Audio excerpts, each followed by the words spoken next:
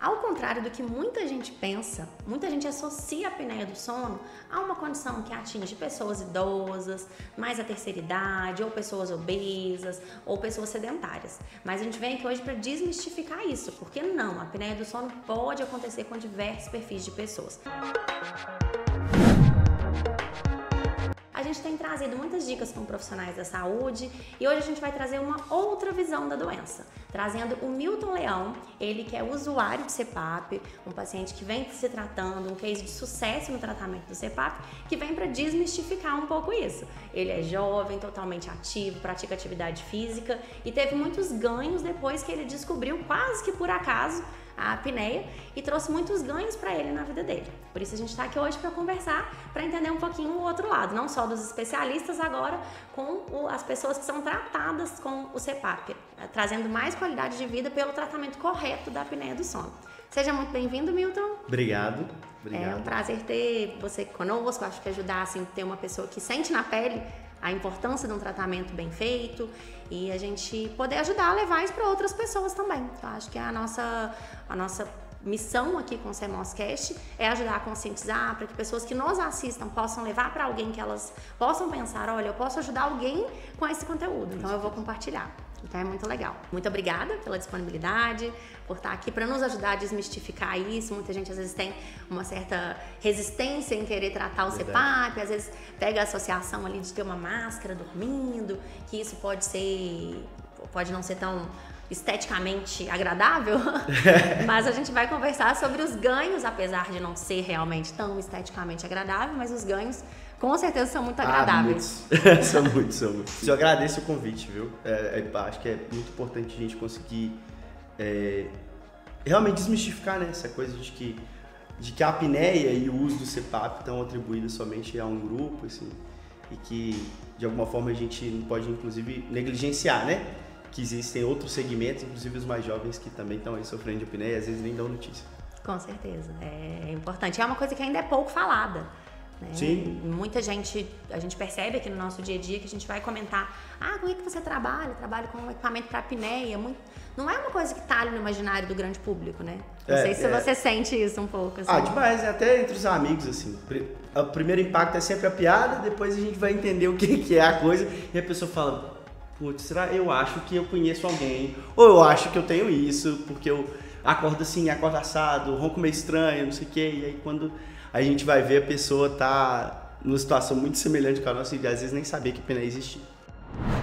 Pra gente começar, me conta um pouquinho, quem é você e como que foi o seu processo inicial, assim, o que te despertou ou como que você iniciou essa jornada para descobrir que você tinha apneia?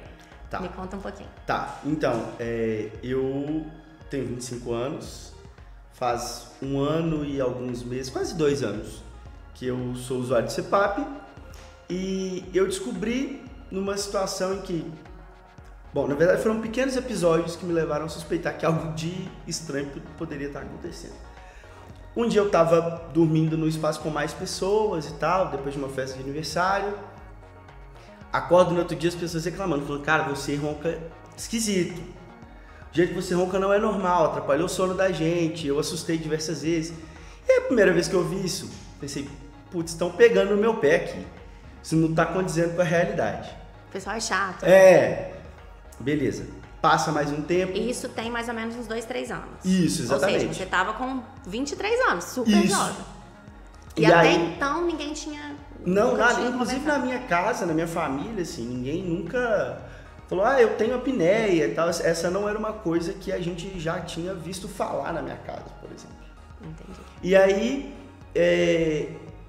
eu vivenciei um outro momento também semelhante a esse, que eu precisei dormir com mais pessoas no quarto e tal. E aí eu escutei isso de novo, falei, só que dessa vez com outro tom. Com um tom de preocupação. As pessoas, olha, você tá roncando esquisito. Às vezes parece que você para de respirar. Aí isso me deu um alerta. Eu falei assim, putz, parar de respirar, isso tá estranho. Já parece mais grave do que simplesmente exatamente. Porque no primeiro momento eu levei como realmente... como se estivesse pegando no meu pé mesmo, sim, entendeu? Sim. E aí nesse segundo episódio eu falei, cara, tem um trem diferente aqui. Eu preciso prestar atenção nisso. Aí fui conversar com a minha namorada. Falei, Duda, ouvi isso de novo. como é que é? Ela falou assim, olha, realmente é estranho, mas eu nunca me incomodei porque desde que eu te conheço é assim, então pra mim esse era o normal. Mas se você tá preocupado, vamos no médico, vamos ver. E eu já fazia acompanhamento com otorrino, porque eu sou muito alérgico, rinite, muitos episódios de sinusite. E aí eu procurei ela e falei, olha, eu tô ouvindo essas reclamações. Aí ela fez algumas perguntas, né, sobre como eu me sentia quando eu acordava, etc, e me encaminhou para um especialista do sono. Aí eu fui para esse médico, ele pediu uma polissonografia. Aí quando ele pediu a polissonografia, se não me falha a memória, ela apontou cerca de 19 eventos por hora. Por hora. E aí, só para todo mundo saber, a polissonografia é aquele exame que você vai dormir na clínica, exatamente, né? Te conectam todo ali a uma série de aparelhos ali, de indicadores do seu sono, do quanto você se movimenta, do quanto você está respirando, você não está, quantas vezes você acordou durante a noite. E aí vem um relatório. Nesse relatório, os eventos são as vezes que você parou de respirar, né? E que é a suspeita que a pessoa tinha com você, que ela falou, parece que você para de respirar. Justo, exatamente. E não só parece como era. Como parava realmente de respirar. E esses eventos, eles duravam cerca de 40 segundos. Então, se você pensar que em 60 minutos eu estava parando de respirar quase 1 minuto 20 vezes, numa hora de sono, na verdade, eu só estava dormindo, eu só estava descansando normalmente só 40 minutos. Sim. E na prática, muito menos do que isso, porque mesmo que você tivesse dormido 40 minutos, nesses 40 minutos você não dorme profundamente o tempo todo. Exatamente. Então, você devia estar dormindo um terço, um quarto do que você estava achando que estava dormindo. Né? Aí eu volto no médico com esse exame em mãos. Quando eu volto no médico com esse exame em mãos... E qual que era o médico? Você voltou no otorrino? Não, voltei no especialista do sono. É um otorrino também, mas era especialista do sono. E aí eu volto nele com esses exames em mãos e falou assim, pois é, você tem apneia. Aí vamos entender o que é a apneia, porque até então não sabia exatamente o que era. Tinham me apresentado a palavra que era a suspeita. Sim. Mas vamos falar sobre isso. Entendi. E voltando um pouquinho atrás, assim, ajudando nesse processo de diagnóstico. Que aí ela te perguntou um pouquinho como que era além do ronco, que parecia que você estava sufocando, né? Esse ronco, que parece que a pessoa realmente está sem respirar e que, de fato, é uma parada respiratória. Mas, além disso, quais outros sintomas que você e os médicos perceberam juntos que você tinha que foi um indicativo para ela te levar para o exame da polissonografia? Tinham coisas que para mim eram normais. Só que com essa pesquisa detalhada, essa pergunta mais direcionada, eu fui entender que elas não eram normais. Então, para mim, acordar com dor de cabeça não era algo, sabe? Para mim, as pessoas acordavam às vezes com dor de cabeça, Isso era perfeitamente normal, talvez não tinha bebido água, o que, assim, parando para analisar, não fazia o menor sentido, porque eu bebo bastante água durante o dia, eu não faço uma alimentação ali que possa prejudicar meu sono, sabe? Nada que justificasse a dor de cabeça ao acordar, a sensação de não ter dormido horas suficientes. E você dormia horas suficientes? Sim. Ou seja, você aliás, achava que... alguns dias não, mas... Na maior parte do tempo. Exatamente. E mesmo nesses dias que eu dormia um tempo suficiente, não era um sono reparador. Então eu acordava ainda cansado. Às vezes com dor de cabeça. A dor de cabeça era quase todos os dias, a verdade é essa. Dor de cabeça era uma condição que eu conhecia todos os dias. Então, e aí... mal-humorado, porque estava com dor de cabeça, tinha dormido mal, custava engatar na manhã para conseguir fazer alguma coisa, porque realmente estava exausto, não tinha dormido direito, estava exausto. E aí, juntou-se esse pacotinho, vamos pro exame, o exame volta pro médico, e aí o médico, nós vamos ter que fazer o uso do CPAP. Aí, vou lá, eu também descobri o que é o CPAP. Até então, também nunca tinha nem visto nada. E o médico te falou, você falou dessas 19 paradas, né? Os eventos, né? 19 eventos por hora. Aí ele te falou se esse índice era grave, muito grave, médio? Era grave, mas eu não lembro, eu não tenho com maiores detalhes, assim, essa coisa na memória, sabe? Que já tem um tempinho, né? Isso. Mas então o médico te trouxe só a opção do CPAP ou ele te falou de outras possibilidades? Assim, ele mencionou que as causas poderiam ser várias, né? A apneia ela não tem uma causa única, mas que no meu caso, né, pra minha situação, onde não era, no caso, nem de obesidade, nem tabagismo, enfim, realmente o que a gente tinha como alternativa era o CPAP. E assim, eu também não ofereci nenhuma resistência a isso, não, porque sou bem resolutivo, assim, falaram comigo que é isso que vai resolver o meu problema, então nós vamos fazer isso para resolver. Paciente modelo. Para resolver o problema. Porque o grande desafio da maioria dos tratamentos, não só da apneia, é o paciente aderir ao tratamento. Uma semana. Eu saí do consultório, levei uma semana para começar a usar o CPAP. Que legal, parabéns, que legal. Tava com pressa. Muito bom. Em termos, vamos dizer, leigos, assim, ao que parece, é como se a minha traqueia, quando eu dormisse, o espaço da minha traqueia é um pouquinho menor. E aí a minha língua tá aqui, repousada aqui, e aí eu relaxo ela tampa o caminho, assim, algumas vezes durante a noite. Entendi. E provavelmente... Não sei explicar exatamente que condição é essa, não, mas anatomicamente é mais ou menos isso. Mas tem isso, né? Tem as causas que são comportamentais, hábitos de vida, que é o que você citou, né? Sim. A pessoa, ela ganha peso, ela começa a fumar, hábitos ruins de sono mesmo também, né? Mas tem as causas anatômicas, né? E provavelmente ela foi se acentuando à medida que você foi fazendo, deixando de ser adolescente, talvez, né? Foi ele finalizando a sua formação, alguma coisa aí, por isso que saltou isso, né? Eu imagino que sim. Apesar que depois que descobrimos que eu tinha apneia, aí na família já apareceu mais uns 2. Mais velhos, entendeu? Entendi. Então, agora o que antes era uma família que ninguém tinha apneia, agora, ou melhor, ninguém achava que tinha apneia, a gente saiu catando outros, sim, com certeza. Outros pacientes. O fator hereditário é um fator de risco, sim. Então, por exemplo, se tiver filhos, você não tem ainda não, né? Não.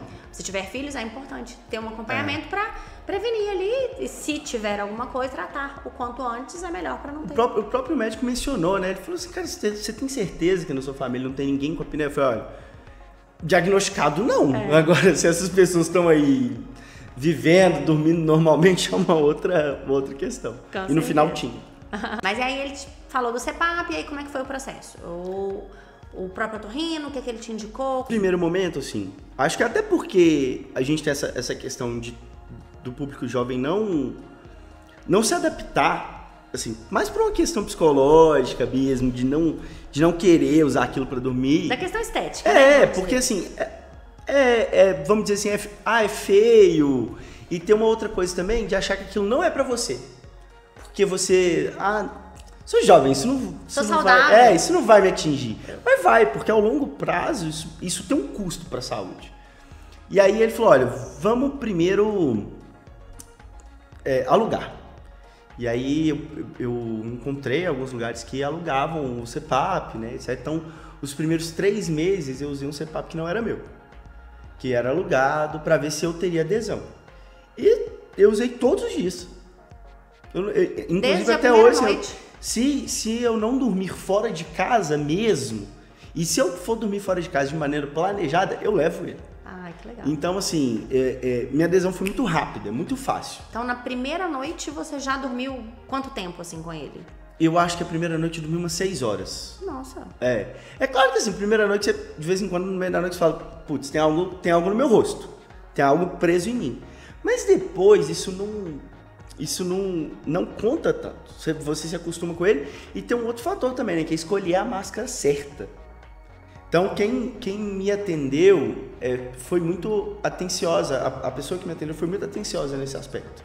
Que legal. Então, procurou uma máscara que não me incomodasse por causa da barba, que não puxasse os pelos da minha barba, que não empurrasse eles contra o rosto e que fosse uma máscara que ficasse mais confortável para mim. Então, e a máscara você já acertou de primeira com essa auxílio? Acertei de primeira. A primeira você já... A primeira. Inclusive, ela só na entradinha do nariz. Ela só é um pouco encaixa. parecida com essa daqui, então. Justo, exatamente. Essa que vai só no nariz. Porque ela deve ter te mostrado, tem aquelas que vai no rosto todo. Isso. Inclusive, ela tem o mesmo número de amarras, assim. Ela é exatamente esse formato em Y, assim. Que legal. Legal. E provavelmente você não respira pela boca, né? Porque não. Aí ela deve ter analisado alguma coisa assim também. O médico, ele já deu uma orientada em quais modelos poderiam ser usados. Legal. Né? Então, quando eu cheguei lá, ela já falou, olha, o seu médico orientou que a gente priorizasse esses aqui, mas vamos ver o que fica mais confortável. Acabou que uma das máscaras que ele tinha sugerido ficou confortável para mim e eu fiquei com elas. Que inclusive eu uso, o modelo que eu sigo usando, já estou precisando trocar, mas eu sigo usando ele e ele tá muito confortável. Entendi. Ela, normalmente é isso, né? Em torno de uns 2, 3 anos que você pode ficar com a mesma? Assim, eu sou meio chato com essas coisas, então eu dou manutenção anualmente no meu CPAP. Então, ele fez um ano agora, eu já levei lá de novo pra manutenção, etc e tal. E a recomendação, é o certo. E a máscara também eu já tô querendo trocar. Porque vai passando o tempo também, você vai vendo que a máscara vai ficando um pouco desgastada com o tempo, né? Sim. Não tem jeito, você tá dormindo com aquilo toda noite, não tem como ela não desgastar. Se ela não desgastar é que é preocupante, né? Não tá usando. certeza, sinal que você não tá usando. Exatamente. Se ela ficar novinha. Então assim, ela duraria mais, eu poderia esperar mais do que um ano, mas como é do hábito já... eu querer dar manutenção com um ano e também o fato de que eu transporto muito ele, né? Eu durmo muito fora de casa, então eu transporto ele com muita frequência. Eu acho até por uma questão de cuidado mesmo, eu já tô pensando em trocar. Não, legal. E aí nesse início, o médico te orientou de fato assim, o que o CPAP faz? Qual que é a ação do CPAP? Orientou. Ele falou, olha, o que acontece é o seguinte, explicou como é que era o processo da apneia, né? Como é que as coisas aconteciam aqui dentro. E aí ele falou, olha, a missão do CPAP é identificar esse momento. Ele vai estar ali com uma companhia do seu sono. Ele vai estar ali para identificar esse momento. Quando ele entender que esse fluxo de ar está interrompido, ele vai fazer com que esse ar chegue no seu pulmão. Então ele vai colocar ar para dentro quando ele entender que o fluxo de ar foi interrompido. Então essa foi a maneira que ele me explicou. Para mim, bastou. Muito foi legal. Claro e... Muito eficaz. Ele deu a entender isso, que o CPAP tá ali. É uma companhia do seu sono. Ele é uma companhia do seu sono. Ele vai ficar aqui vigilante.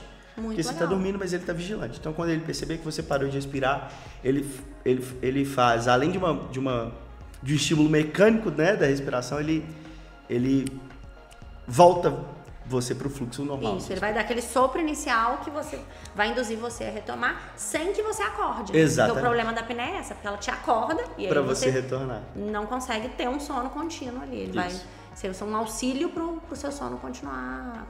ser contínuo, né? Durante a noite. Sim. Que legal, gostei muito da explicação dele. Agora ganhou até nome o CPAP. Eu fico brincando que eu durmo com o Carlos Paulo, porque ele dorme lá do ladinho, entendeu? Monitorando meu sono. Sem problemas, né?